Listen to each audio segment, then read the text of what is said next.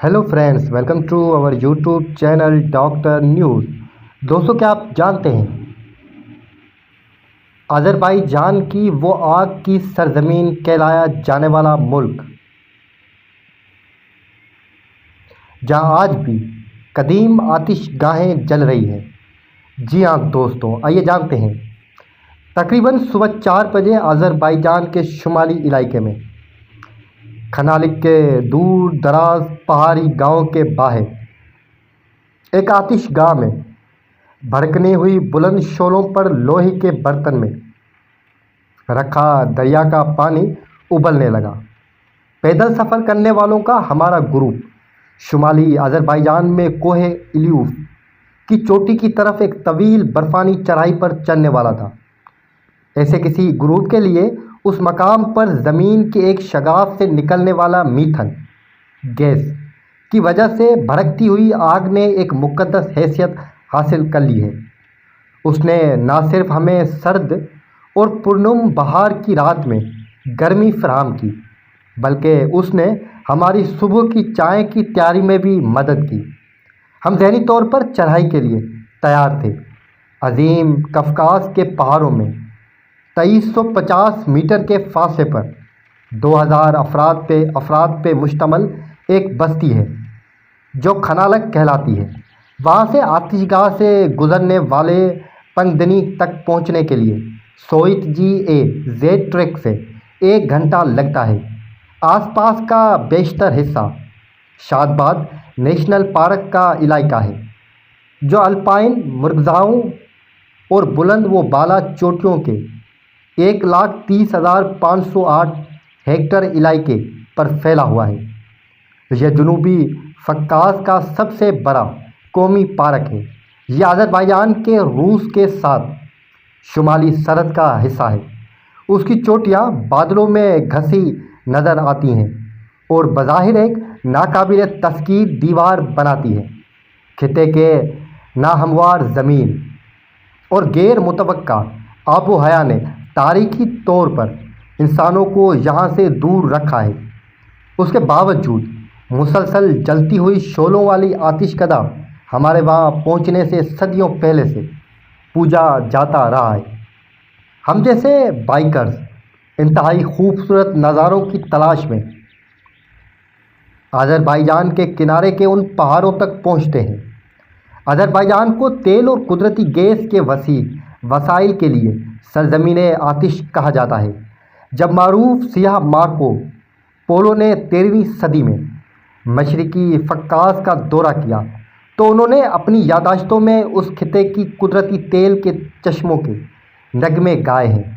मुल्क में कुदरती गैस के वाफिर ज़खायर ने गुज़िश्ता 150 साल में इसके इक़्तिसादी तरक्की में अहम किरदार अदा किया। उसके बावजूद ज़रतुश्ती मज़हब की वजह से आग अज़रबैजानी सकाफ़त और असातीर में पेवस्त है। यह दुनिया की कदीम तरीन तौहीदी मज़ाहिब में से एक है, जिसने 3000 साल से ज़्यादा पहले यहाँ अपनी जड़ें कायम की। ज़रतुश मज़हब में आग मरकज़ी किरदार की हामिल है। ज़रतुशियों के लिए आग उनके खुदा के साथ रूहानी और जिस्मानी राब्ते के लिए पुल का काम करती है, जिसके ज़रिए फ़ानी अकीदतमंद खुदा से जुड़ सकते हैं और अंधेरे में रहने वाले शैतानी कुव्वतों से तहफ़्फ़ुज़ हासिल कर सकते हैं। कोई भी रस्म आग के बगैर अदा नहीं की जाती और खनालिक के करीब इस तरह की आतिशकदे बाकायदा बरादरियों के लिए बनाए गए हैं। दरहकीकत कुछ स्कॉलर्स का ख्याल है कि अज़रबैजान का नाम आज़र फ़ारसी में आग और बाईगान मुहाफ़िज़ का मरकब है। अज़रबैजान की तारीख़ के मोरख और मजहबी स्कॉलर काजिम अजीमोव का कहना है कि ज़रतुशी मज़हब के यहाँ जड़ पकड़ने की कई वजूहात हैं। शाहराह रेशम की अहम मकाम पर अज़रबैजान की मौजूदगी ने ज़रतुशी ताजिरों को ये सहूलत फराहम की कि वो मकामी आबादी के साथ आसानी से राब्ते में आ सकें। अज़रबैजान कुदरती गैस के ज़खायर से मालामाल है और उसी सबब इस मज़हब के मुक़द्दस आग को बरकरार रखना आसान है। आज अज़रबैजानियों की अक्सरियत मुसलमान ही, लेकिन زرتشی عقائد، رسم و رواج اور روایات عصری ثقافت میں نظر آتی ہے۔ ہر سال موسم بہار کی آمد کا جشن منانے کے لیے آذربائیجان میں نوروز منایا جاتا ہے۔ یہ روایت زرتشی لوک داستانوں سے انہیں ملی ہے اور نوروز آذربائیجان کی سب سے بڑی تعطیلات میں سے ایک ہے۔ باکو کی ایک ٹور گائیڈ عائشہ شریفوفا نے وضاحت کرتے ہوئے کہا کہ نوروز کے موقع پر ہم اپنے صحن میں آگ جلاتے ہیں، ہم شکر بورا، بکلاوا، کوگل، پیسٹریز وغیرہ بناتے ہیں۔ یہ نوروز کے موقع پر خاص طور پر تیار کی جانے والی مٹھائیاں ہیں۔ ان میں سے ہر ایک موسم بہار کے دوران فطرت کے مختلف مرحلے کی نمائندگی کرتا ہے۔ شکر بورا ہلال کے شکل کا ہوتا ہے، بکلوا ستارے کی شکل کا ہوتا ہے، جبکہ گوگل سورج کی شکل کا۔ زرتشی مذہب میں تجدید کا تصور اور فطرت کی تعین، اس کی تعظیم جدید دور کے آذربائیجان میں محفوظ ہے۔ نوروز 21 مارچ کو آتا ہے، لیکن ایران کے برعکس آذربائیجان میں نوروز کی تعطیل سے پہلے والے 4 ہفتوں میں جشن منایا جاتا ہے۔ شریفوا کہتے ہیں کہ لوگ رقص کرتے ہیں، گیت گاتے ہیں اور کھیلوں کے ذریعے جشن مناتے ہیں۔ زرتشوں کے لیے سردیوں کے بعد فطرت کا احیاء خود کی تجدید کا موقع فراہم کرتا ہے اور اس مقدس کے لیے آگ ایک مفید ذریعہ ہے۔ آذربائیجان کے چاروں طرف شہروں اور دیہاتوں میں الاؤ جلائے جاتے ہیں اور جو لوگ اپنی بدقسمتی کو پیچھے چھوڑ کر نئے سال کا آغاز کرتے ہیں وہ اس کے اوپر سے چھلانگ لگاتے ہیں۔ آذربائیجان کی زرتشی ماضی کی مادی نشانات ملنا مشکل ہے۔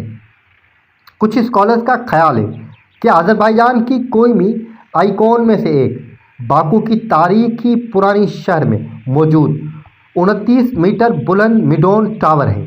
یہ 21ویں صدی کی عمارت یونیسکو کی تہذیبی ورثے میں شامل ہے اور زرتشی مذہب کا آغاز ہو سکتی ہے۔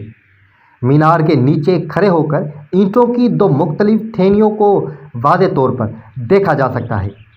بعض مورخین کا خیال ہے کہ عمارت کا نچلا حصہ دکھما ہو سکتا ہے، جو زرتشی میت کو رکھنے والے مینار کے طور پر استعمال ہوتا رہا ہے تاکہ انہیں پاک کیا جا سکے۔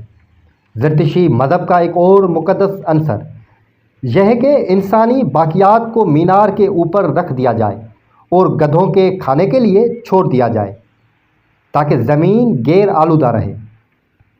اسکالر اور محقق اے ایڈولجی کے مطابق دکموں کو اس بات کو یقینی بنانے کے لیے ڈیزائن کیا گیا تھا کہ لاشیں اور ان کی سیالیں زمین کے ساتھ رابطے میں نہ آئیں یا ندیوں میں نہ جائیں۔ اس طرح مٹی اور ندیوں کو آلودہ نہ کریں اور بیماریاں نہ پھیلیں۔ یہ رسم چھوٹی پہاڑی وادیوں میں پیدا ہوئی جہاں قابل کاشت زمین بہت کم تھی اور بیماری پورے گاؤں کو تباہ کر دیتی تھی۔ فارسیوں نے 6 صدی قبل مسیح میں جدید دور کے آذربائیجان میں زرتشی مذہب کو سرکاری مذہب کے طور پر اپنایا اور 7ویں صدی عیسوی میں ساسانی سلطنت کے خاتمے تک وہ قربان گاہیں، مندر اور مینار جگہ جگہ نظر آتے ہیں۔ جب زرتشی مذہب پورے ایشیا اور فقاز میں پھیلنے لگا تو مذہب کے مقدس شعلوں کی حفاظت کے لیے ہزاروں آتش کدے بنائے گئے۔